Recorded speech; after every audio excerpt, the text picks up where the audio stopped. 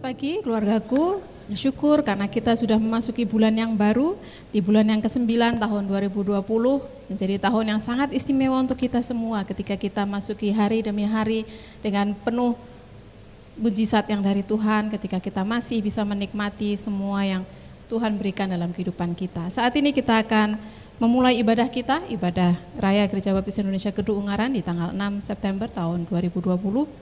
Kita akan terus memuji Tuhan. Mari kita sebagai umat Tuhan tetap memuji Tuhan, tetap menyerukan nama Yesus, bersorak karena kuasanya dan mujizatnya yang ajaib di dalam kehidupan kita. Nyanyian pujian, Hai Kristen pujilah, kita akan nyanyikan semua baik.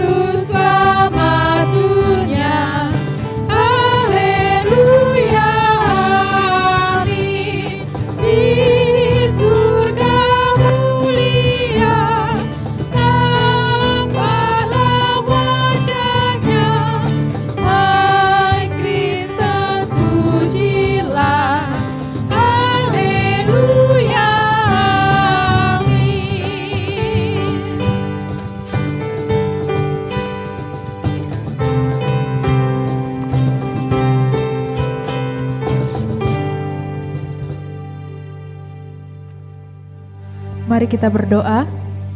Terpuji namamu Tuhan Yesus, Bapa kami yang di surga. Terima kasih untuk berkat penyertaan-Mu Tuhan, selama seminggu yang telah kami lalui bersama-sama dengan Engkau. Saat ini Tuhan, kami mau datang beribadah menghadap tahta-Mu. Kiranya Tuhan Engkau memberkati kami semua ya Bapa dalam ibadah kami pada pagi hari ini. Terpuji namamu Tuhan, haleluya, puji Tuhan, amin. Amin. Kita masih tetap mengakui bahwa Tuhan Yesus Tuhan yang luar biasa dalam kehidupan kita, dan mari kita sebagai umat pilihannya yang percaya kepadanya menyatakan bahwa kita percaya baik kepada Yesus dan juga firman-Nya. Ku percaya pada Yesus, kita akan nyanyikan bait yang pertama sampai yang ketiga. Nyanyian pujian nomor 246.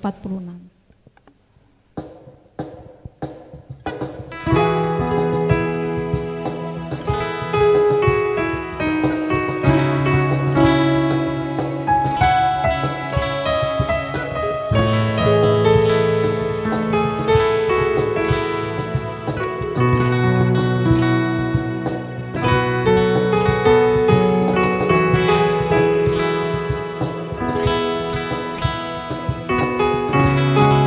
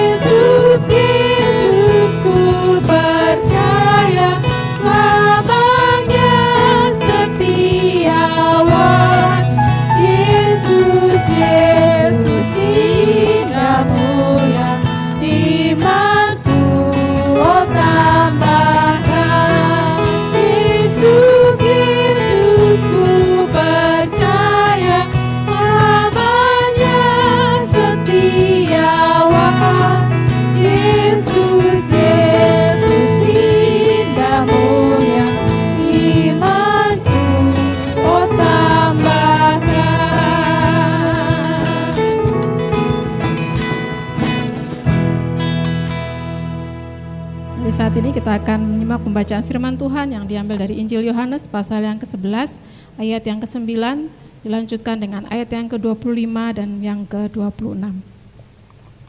Murid-murid itu berkata kepadanya, "Rabi, baru-baru ini orang-orang Yahudi mencoba melempari engkau. Masihkah maukah engkau kembali ke sana?" Jawab Yesus, "Akulah kebangkitan dan hidup. Barang siapa percaya kepadaku, ia akan hidup walaupun ia sudah mati. Dan setiap orang yang hidup dan percaya kepadaku tidak akan mati selama-lamanya. Percayakah engkau akan hal ini?" Jawab Marta, "Ya Tuhan, aku percaya bahwa engkaulah Mesias, Anak Allah, Dia yang datang ke dalam dunia." Saat ini kita akan persiapkan hati kita, pikiran kita untuk mendengarkan firman Tuhan yang akan disampaikan oleh Pendeta Yones Purnomo. Seperti bacaan firman Tuhan yang kita simak tadi, bahwa Tuhan sudah menyerahkan hidupnya. Dia sudah memberikan anugerahnya yang begitu besar bagi kita. Mari kita akan mempersiapkan hati kita dengan nyanyian pujian nomor 119. Sangat besar anugerahnya. Kita akan nyanyikan bait yang pertama sampai yang ketiga saja.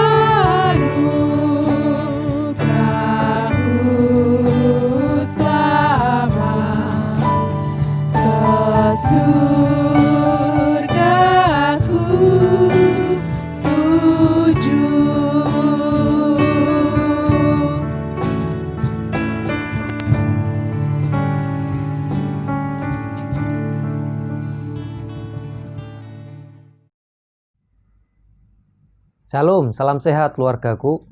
Sebelum kita belajar kebenaran firman Tuhan pada saat ini, rasanya saya perlu menyampaikan terima kasih kepada seluruh keluargaku yang sudah memberkati kami, mendukung dalam doa, secara khusus untuk kesembuhan ibu saya yang beberapa hari dirawat di Rumah Sakit Mitra Setia Ungaran. Dan saat ini ibu saya sudah ada di Pastori untuk rawat jalan. Sekali lagi saya menyampaikan terima kasih. Saya juga berterima kasih kepada keluargaku melalui panitia perancang, melalui PBI yang sudah berlelah-lelah untuk mempersiapkan tempat selama ibu saya ada di Ungaran, yaitu dengan memperbaiki Pastori. Sekali lagi terima kasih untuk kerja kerasnya para bapak-bapak sekalian. Nah, keluargaku yang dikasihi Tuhan, pelajaran firman Tuhan kita sampai di pasal yang ke-11 dari Injil Yohanes. Minggu yang lalu saya sudah menyampaikan bahwa perikop panjang ini kita bagi dua pelajaran. Dan yang lalu sudah kita belajar bagaimana kita belajar untuk menggunakan keseluruhan hidup kita untuk mempermuliakan Tuhan. Baik itu waktu kita dalam keadaan sehat, sakit, bahkan mati, kita belajar tetap mempermuliakan nama Tuhan melalui peristiwa yaitu ketika Lazarus sakit, mati, dan dibangkitkan. Minggu ini adalah kelanjutannya, keluargaku. Namun fokus kita pada kebangkitan Lazarus. Saya yakin ceritanya kita sudah memahami semuanya, atau kita sudah pernah membaca, mengerti semuanya bagaimana Lazarus yang mempunyai saudara Maria dan Marta. Lazarus sakit, kemudian Lazarus mati. Tuhan Yesus sengaja berlambat-lambat kesannya, tinggal 2 hari, kemudian baru mengunjungi, dan ketika Tuhan Yesus sudah sampai di rumah duka, sudah 4 hari Lazarus dikuburkan, dimakamkan. Tetapi akhirnya Tuhan Yesus membangkitkan Lazarus. Itu cerita yang sangat luar biasa, sangat-sangat mengesankan, sangat-sangat menakjubkan. Namun responnya bermacam-macam, keluargaku. Kalau kita memperhatikan ayat yang ke-45, pasal yang ke-11 dari Injil Yohanes, banyak di antara orang-orang Yahudi yang datang melawat Maria dan yang menyaksikan sendiri apa yang telah dibuat Yesus percaya kepadanya. Responnya memang ada banyak orang yang melihat secara langsung, takjub dan percaya kepada Yesus sebagai anak Allah yang hidup, sebagai Mesias, sebagai Tuhan yang berkuasa atas kematian. Tetapi kalau kita membandingkan di ayat yang ke-50, itu seperti menjadi simpulan bahwa pemimpin-pemimpin Yahudi, orang-orang Farisi, justru sangat-sangat membenci. Puncaknya mereka memilih satu orang harus dibinasakan. Memang kematian Yesus untuk menggenapi. Tetapi yang perlu digarisbawahi bahwa hal yang menakjubkan bisa menghasilkan kebencian. Hal mujizat yaitu kebangkitan tidak memastikan orang mau percaya kepada Tuhan. Ini yang terjadi. Yesus yang menyembuhkan dan membangkitkan, tetapi mereka lupa. Yesus yang mempunyai kuasa untuk menyembuhkan sakit penyakit, bahkan membangkitkan orang mati. Tetapi orang-orang yang membenci Yesus itu sepertinya lupa. Mereka tetap mau melawan. Ya, memang akhirnya Yesus menyerahkan diri di atas kayu salib. Tapi mereka lupa bahwa kuasa Yesus sudah menang sebenarnya. Sebelum mereka melawan secara langsung, menangkap Yesus secara langsung. Nah, pagi hari ini kita akan belajar dalam kuasa kebangkitannya, Yesus yang saya sebut sebagai sang kasih yang sejati, menunjukkan hal yang sangat menghiburkan dan menguatkan untuk menunjukkan kasih dan kuasanya. Apa yang terjadi di sini rasanya sangat-sangat menghiburkan, menguatkan bagaimana Tuhan menunjukkan kasih dan kuasanya melalui peristiwa kebangkitan Lazarus. Ada 5 hal secara singkat, cepat saya akan sampaikan apa saja yang dilakukan oleh Tuhan Yesus kepada Maria, Marta, dan Lazarus, tetapi itu juga yang terjadi bagi kita sebenarnya. Yang pertama adalah bahwa sang kasih sejati itu mengasihi. Yesus sang kasih sejati itu datang dan mengasihi. Kita bisa melihat di ayat yang ketiga, keluargaku, dan Lazarus yang sakit itu adalah saudaranya. Kedua perempuan itu mengirim kabar kepada Yesus, Tuhan, dia yang engkau kasihi sakit. Lazarus dikasih oleh Tuhan. Tuhan Yesus mengasihi mereka.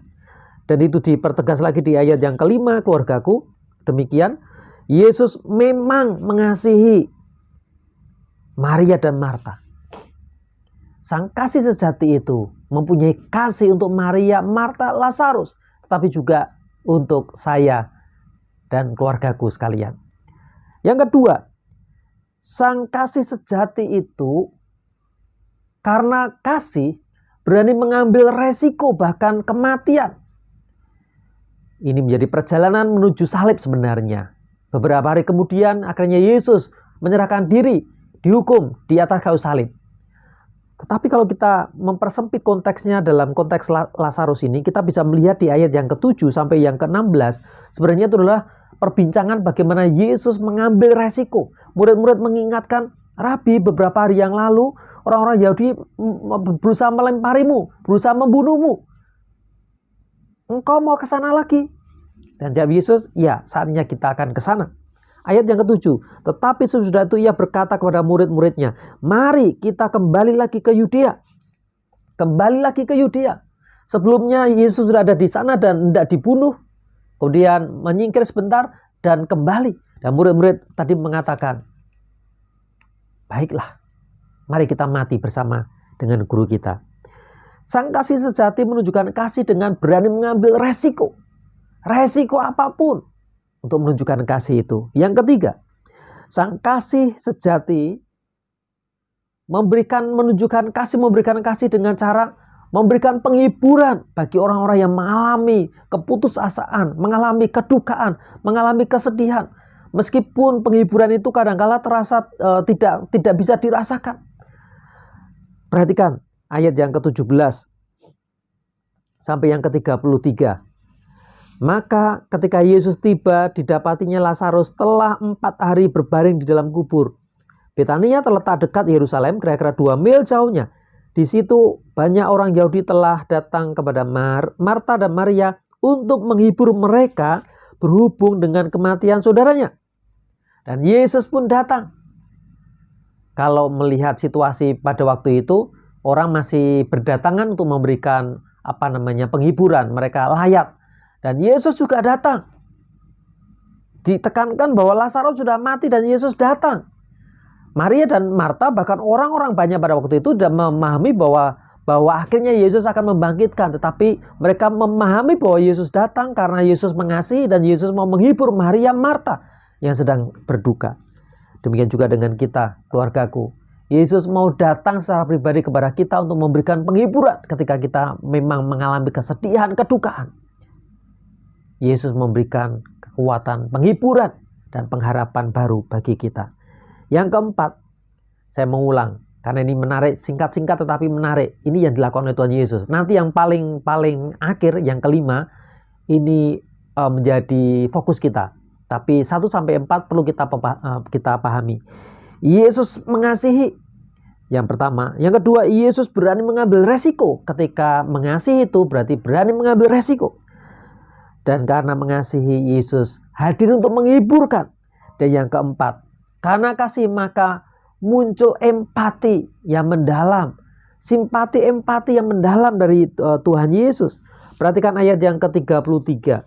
Ketika Yesus melihat Maria menangis dan juga orang-orang Yahudi yang datang bersama-sama dia, maka masgulah hatinya. Ia sangat terharu dan berkata, saya masih ingat keluargaku, kata ini asing, masgulah. Sejak saya kecil sekolah minggu saya sudah membaca dan sulit sekali memahami ini mau diterjemahkan apa. Jadi masgulah itu adalah sebenarnya mempunyai pengertian sedih. Tapi sedih itu ada 2 jenis yang dipakai di sini. Masgulah yang pertama, sedih, ikut sedih melihat Maria yang sedih. Tetapi nanti keluarga aku akan menemukan ketika Tuhan Yesus sepertinya diolok oleh orang Yahudi, maka Tuhan Yesus itu sedih, diliputi dengan kejengkelan ataupun sedih, semacam gemas gitu ya. Itu juga kata masgulah. Dalam bahasa aslinya digunakan kata yang sama, tetapi memang pengertiannya ada 2 hal itu. Nah, saya lanjutkan ayat 34. Di manakah dia kamu baringkan? Jawab mereka, Tuhan, marilah dan lihatlah. Maka menangislah Yesus. Disinilah sisi kemanusiaan Yesus ditunjukkan bagaimana ketika sahabat yang dikasihinya meninggal, Lazarus mati, Yesus datang menghibur, menyatakan bahwa aku hadir untuk menghibur, tetapi Yesus juga menunjukkan empati yang mendalam dengan menangis. Menangislah bersama orang yang bersedih ataupun menangis. Menangis tidak ada dosanya, menangis tidak ada salahnya. Bahkan menangis kadangkala sangat menolong kita untuk bisa bertahan dari tekanan, dari stres, dari depresi. Yesus menangis. Yesus merasakan apa yang dirasakan oleh Maria dan Marta. Hatinya pedih, lalu menangis. Dan yang terakhir, sang kasih yang sejati itu akhirnya membangkitkan dari kematian. konteks kita berbicara bahwa Lazarus mati sudah 4 hari. Nanti karena ini sampai ayat yang ke-44, nanti keluargaku bisa membaca. Lazarus mati sudah 4 hari, dan ketika Yesus meminta bukalah kubur, maka kakak-kakaknya mengingatkan, Rabi, sudah 4 hari Lazarus mati, sudah berbau. Tapi kita perlu mencermati, baik Maria dan Marta ketika bertemu dengan Tuhan Yesus mengungkapkan, sepertinya menyalahkan Tuhan. Aduh, Tuhan, kau datang terlambat, ini pakai bahasa saya. Sekiranya engkau ada, engkau yang bisa menyembuhkan saudaraku, sekiranya engkau ada pada waktu itu, maka Lazarus tidak akan mati, Guru. Tidak akan mati, Tuhan. Baik Maria dan Marta ketika berjumpa dengan Tuhan Yesus mengatakan seperti itu, sekiranya engkau ada. Tapi untuk 2 orang yang sedang putus asa bersedih itu, Yesus juga memberikan sebuah tantangan. Percayakah engkau kepadaku? Dan dua-duanya mengungkapkan, ya Tuhan, aku percaya. Perhatikan ayat 39. Kata Yesus, angkat batu ini. Marta, saudara orang yang meninggal itu, berkata kepadanya, Tuhan, ia sudah berbau sebab sudah 4 hari ia mati. Jawab Yesus, bukankah sudah kukatakan kepadamu, jikalau engkau percaya, engkau akan melihat kemuliaan Allah. Maka mereka mengangkat batu itu. Lalu Yesus menengadah ke atas dan berkata, Bapa, aku mengucap syukur kepadamu karena engkau telah mendengarkan aku. Aku tahu bahwa engkau selalu mendengarkan aku. Tetapi oleh karena orang banyak yang berdiri di sini mengelilingi aku mengatakan supaya mereka percaya bahwa engkaulah yang telah mengutus aku. Dan sesudah berkata demikian, berserulah ia dengan suara keras, Lazarus, marilah keluar. Dan orang mati itu keluar dengan masih dibalut kain kafan. Ayat-ayat sebelumnya keluargaku bisa membaca bagaimana Yesus memberikan tantangan. Percayakah engkau? Ya Tuhan, aku percaya. Sebelumnya sepertinya memprotes Tuhan dengan peristiwa buruk itu. Sekiranya engkau ada, Tuhan. Mereka mempunyai persepsi bahwa sakit itu jauh dari perhatian Tuhan. Sekiranya engkau ada, saudaraku tidak sakit dan tidak mengalami kematian. Tapi Yesus mengatakan, percayalah bahwa Anak Manusia berkuasa untuk membangkitkan. Percayakah engkau? Dan ketika dijawab dengan, ya Tuhan, aku percaya, disitulah kuasa kebangkitan itu ada. Keluargaku yang dikasih Tuhan, Lazarus bangkit. Di pengantar pasal yang ke-11 minggu yang lalu saya sudah menyampaikan bahwa hanya Rasul Yohanes yang menuliskan tentang Lazarus. Ketika Injil ini dituliskan, beberapa teolog meyakini bahwa Lazarus sudah mati yang kedua kali. Artinya mati karena usia.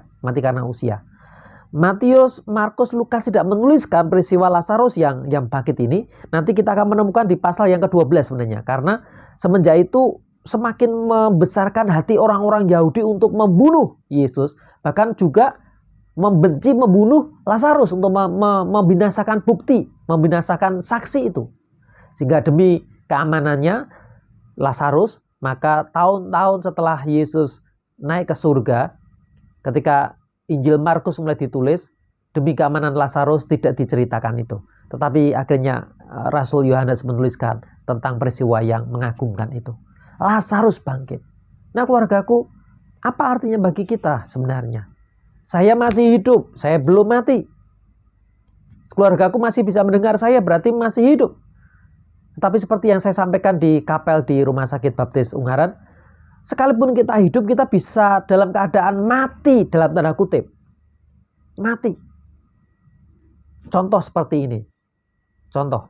Ketika saya sedang mempunyai beban pikiran yang banyak tugas yang harus saya kerjakan, saya berpikir banyak hal harus diselesaikan.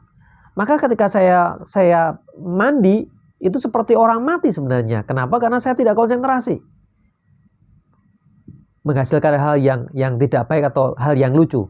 Saya pernah gosok gigi dengan sabun muka. Kenapa? Karena saya mati sebenarnya. Saya melakukan aktivitas orang mandi tetapi pikiran saya kosong karena pikiran saya bercabang kemana-mana. Bahkan saya pernah keramas dengan pasta gigi. Ini contohnya. Kita bisa hidup keadaan fisik kita, tapi pengharapan kita bisa mati. Sukacita kita bisa mati. Ketika kita misalnya menerima peristiwa yang tidak baik seperti Maria dan Marta. Maria dan Marta hidup tetapi sebenarnya mati secara emosional, secara mental. Mati pengharapannya, tidak ada yang bisa menanggung kehidupannya lagi. Dan Yesus, Sang Kasih sejati, berkuasa membangkitkan kehidupan. Bukan sekedar memberikan nyawa, tetapi membangkitkan keseluruhan hidup kita secara holistik. Oleh sebab itu, kita belajar seperti Maria dan Marta. Tuhan hanya meminta atau menantang kita, percayakah engkau bahwa anak manusia berkuasa membangkitkan? Saat ini saya mau bertanya kepada keluargaku, percayakah keluargaku bahwa Yesus mampu membangkitkan kehidupan keluargaku? Dari sisi manapun yang mengalami kematian. Karir yang mati mungkin, harapan yang mati, pendidikan yang mati, relasi yang mati, keluarga yang mati, ekonomi yang mati. Dan Yesus saat ini bertanya, percayakah engkau bahwa aku mampu membangkitkan? Mari kita berkomitmen untuk menjawab seperti Maria dan Marta. Ya Tuhan, aku percaya. Terjadilah kehendak-Mu. Maka kita akan mengalami kuasa kebangkitan. Ya, kelak kita akan dibangkitkan ketika kita mengalami kematian. Tetapi selagi kita di dunia, ketika kita mengalami kematian, dalam tanda kutip, kematian-kematian yang lain, Yesus mampu membangkitkan. Kiranya Tuhan memberkati. Mari kita berdoa. Bapa Surgawi, Engkaulah Sang Kasih yang berkuasa membangkitkan kami. Kalau 2000 tahun yang lalu, Engkau menunjukkan kuasa-Mu dengan membangkitkan Lazarus. Bahkan Engkau menunjukkan kuasa-Mu dengan kebangkitan-Mu sendiri. Sebab itu kami mau percaya kepada-Mu ya Tuhan. Kami masih diberi hidup, itu adalah anugerah. Kami masih bisa menghirup udara segar, itu adalah anugerah. Tetapi selagi kami hidup di dunia ini, ada banyak pergumulan dan tantangan yang kami hadapi yang membuat kami merasa seperti mati. Kesedihan, kepedihan, duka, kekurangan, kemiskinan, putusnya relasi, PHK dari pekerjaan, membuat kami mati di bidang kehidupan kami. Tapi pagi hari ini kami mau percaya kepada-Mu bahwa Engkau berkuasa membangkitkan kami. Karena Engkau memiliki empati, Engkau memiliki kasih, Engkau memiliki kuasa yang menghiburkan. Terima kasih ya Tuhan untuk anugerah-Mu. Dan biarlah kami bisa membagikan sukacita karena kami memiliki kebangkitan di dalam Engkau kepada orang lain, supaya orang-orang yang kami temui dan kehidupan mereka mengalami kematian membuka diri untuk dibangkitkan oleh Tuhan. Tunjukkan orang-orang yang mengalami kematian dan biarlah Roh Kudus yang bekerja atas mereka. Terima kasih ya Tuhan. Kami menyerahkan untuk setiap pribadi yang mendengar siaran ini dimanapun berada. Tuhan akan memberkati kami, menjamah kami satu persatu sehingga kami kuat, sehat, mencukupkan apa yang kami perlukan. Kami terus berdoa juga untuk masa depan anak-anak kami yang sedang sekolah kuliah, supaya Tuhan yang akan mengiring langkah mereka sampai pada cita-cita yang Engkau berikan kepada mereka ya Tuhan. Kami terus berdoa untuk GBI Kedungaran, biar menjadi keluarga besar yang harmonis, yang diikat dengan cinta kasih Tuhan, yang saling memperhatikan, yang saling membantu. Sehingga dia menjadi kemuliaan Tuhan dinyatakan melalui persekutuan kami. Dan ada banyak jiwa yang haus akan kasih Tuhan, akan mengenal Tuhan, merasakan kasih Tuhan melalui persekutuan kami ya Tuhan. Kami terus berdoa untuk kondisi pandemi ini. Biarlah Tuhan memberikan hikmat kepada kami untuk melihat masa, untuk melihat waktu, untuk melihat momentum kapan kami bisa ibadah secara langsung on-site. Tetapi sekiranya Tuhan masih mengizinkan kami, menghendaki kami untuk melakukan ibadah secara online seperti ini, biarlah ini akan tetap memuaskan hati dan jiwa kami ya Tuhan. Terpujilah Engkau ya Tuhan kekal selama-lamanya, karena Engkaulah Allah yang berkuasa, Allah kebangkitan kami, Tuhan yang membangkitkan kami dari kematian. Di dalam nama Tuhan Yesus kami berdoa. Amin. Kita sudah mendengarkan firman Tuhan yang disampaikan dan kita tahu bahwa Tuhan kita sudah memberikan hidupnya supaya kita dibangkitkan, kita diselamatkan, dan saatnya kita merespon dengan menyerahkan seluruh kehidupan kita untuk Tuhan. Hidupku Tuhan kini milikmu, sebagai nyanyian respon kita dari nyanyian pujian nomor 226. Kita akan nyanyikan bait yang pertama sampai yang ketiga.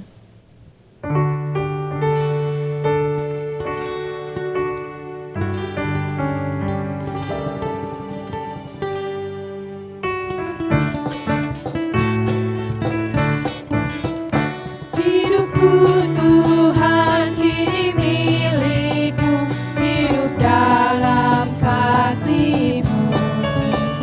Ku terbang dengan sayap imanku, makin dapat padamu. Makin dapat, angkatlah Tuhan aku pada salib-Mu. Makin dapat, angkatlah Tuhan aku pada sisi-Mu. Sucikan aku dalam kerja-Mu oleh kuasa rahmat-Mu. Kau harapanku selama hidupku yang diserahkan padamu.